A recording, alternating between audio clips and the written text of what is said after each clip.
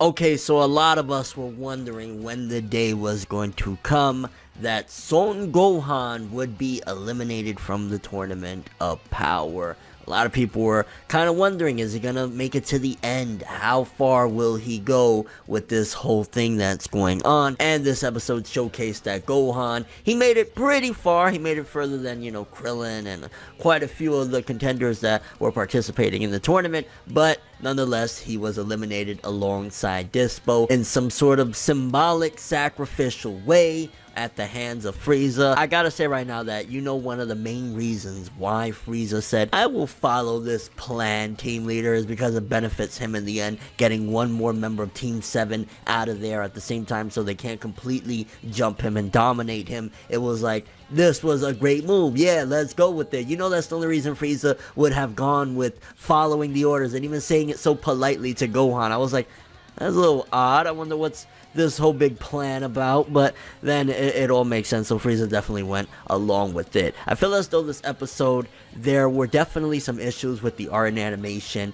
A lot of the episode, the way it looked and movement and fluidity was just not there. There was a lot of still shots, the characters were off model, definitely art and animation. I don't know what happened with this episode, but really wasn't cutting the mustard in that regard. And then there was a couple of other things I wanted to talk about regarding Gohan's character, because I feel on one hand, they tried with this episode to give him one final hoorah. It was like, yo, this is, especially the fact that now we know that Dragon Ball Super is ending in, March. March is the final month or whatever. I think like the 24th or the 25th, something like that. So we got a couple of months left or whatever. But now that we know that Dragon Ball Super is ending, we knew that this was coming into this, one of the last episodes where Gohan can have his moment. And now that we know he's, eliminated, he was eliminated in this episode, then this was definitely one of his last times to shine in the series, or this was his last time, not one of, this was his last opportunity. And the way they try to play it, yeah, it makes sense why Gohan would do it, in a sense of like, it took out one more member of Universe 11, even if it was at the cost of him. But at the same time, it was kind of like, with so much that was riding into this, going in with Gohan, for example, the build-up where Toei kind of made it seem as though that this was going to be the redemption for Gohan. This is where he was going to shine and 110% have that big father-son moment, even with Goku and with Piccolo. And I felt as though it failed to deliver on so many different aspects with what was leading up with Gohan. Again, considering now that we know there is no more Dragon Ball Super, even if there's another series after this that follows, right after the events of Z but before GT or some shit like that, it still won't excuse the fact that, yet again, in Dragon Ball Super, Gohan, while he did have some quality moments throughout all of this, where for starters, going when they were fighting the Trio de Danger, his fight in that one was pretty good, and he had a couple of good barbs in the Tournament of Power, and even again, he took out Dyspo technically with Frieza's help. It just cost him being in the tournament,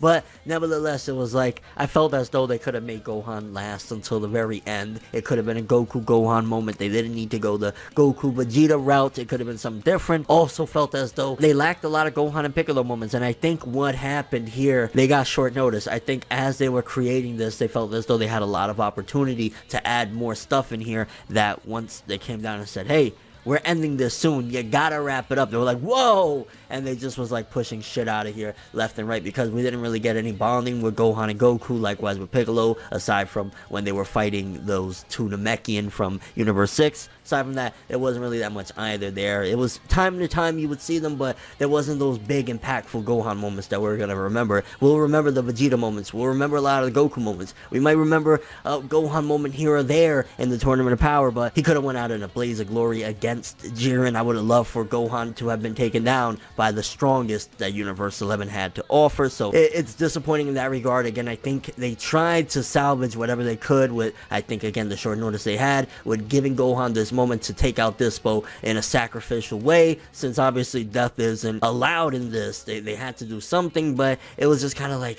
if you're gonna go out that way, like, his biggest accomplishment is sacrificing himself to take out Dyspo, I guess, if you think about it. Yeah, he fought against certain characters characters in different universes, but I think this is probably his biggest accomplishment in the tournament, and it was alright, but it just failed again to capture some of the energy that I felt we wanted with Gohan leading into all this. Did Toei try? Absolutely. They tried to make up for all the Gohan abuse that we practically suffered throughout Dragon Ball Super, where he was nothing in the Battle of Gods, and against Frieza he was an embarrassment, and you know, there was a lot of time where it was like, where's Gohan? Why, you know, they made an excuse that he wasn't in Universe 6 tournament.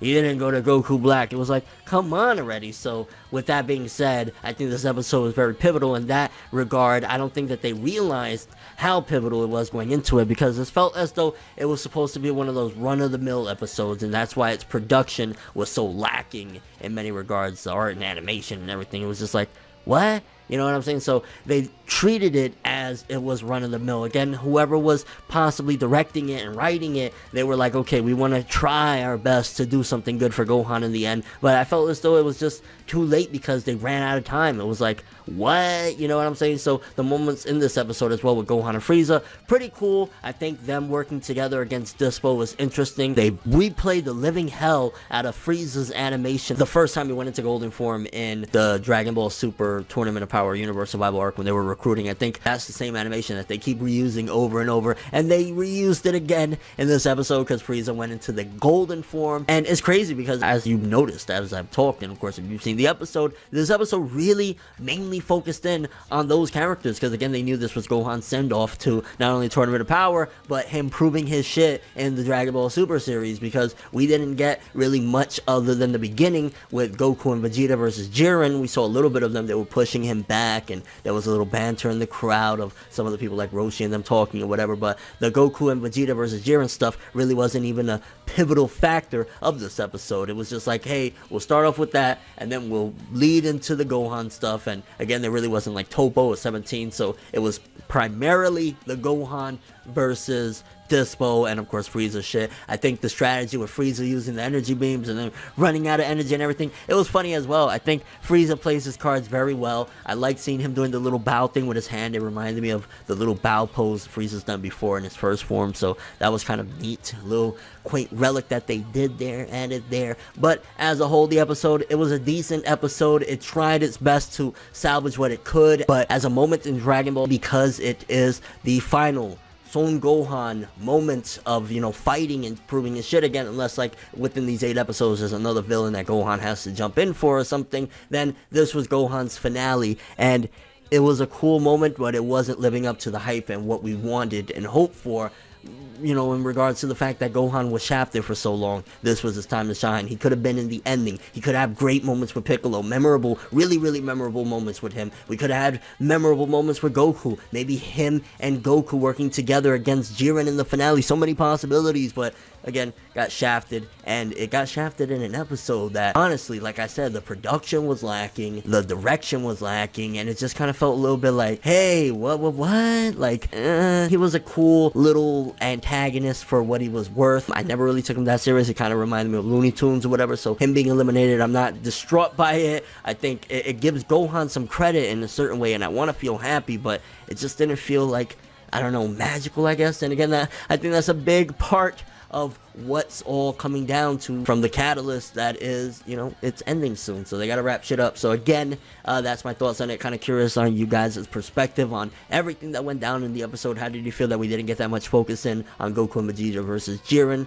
aside from the beginning? Also, what do you think about Gohan's strategy? Do you think, looking at it as a series and kind of looking at Gohan's character and where he started out in Dragon Ball Super to where he's at now, do you think they gave us enough Gohan moments to really say, yeah, he's redeemed himself? The little quiet, scared nerd that he started off is nothing and it's gone. You know, he's back to realizing he needs to protect his people. Also, what did you think about Dyspo's exit as well? How did you feel about Frieza, him going into his golden form? Do you agree with me, which I think for the most part a lot of people can agree, especially in comparison to a lot of the episodes we have lately, lately. This episode, what do you think about the art and animation? I was just kind of like, wow, this is really one of the weakest episodes in terms of production of the entirety of this saga, of the survival arc, the universe survival arc. So again, took me by surprise. And your overall thoughts, expectations for next week. We'll talk about the preview in another video, but looks like we're gonna get a little bit of Toppo, so gonna be interesting there. But that is all I have for this review. Thanks for watching. Hope you enjoyed. If you liked anything I had to say or enjoyed the video, drop me a like. I'd greatly appreciate it. And if you want more from me, make sure to subscribe. Follow me on Twitter, Instagram, and stalk my Facebook to get more when the video ends. I'm ForneverWorld, and as always, people, have an awesome day. And remember the golden rule: anime and manga for life, boy. Bow. Have an awesome day.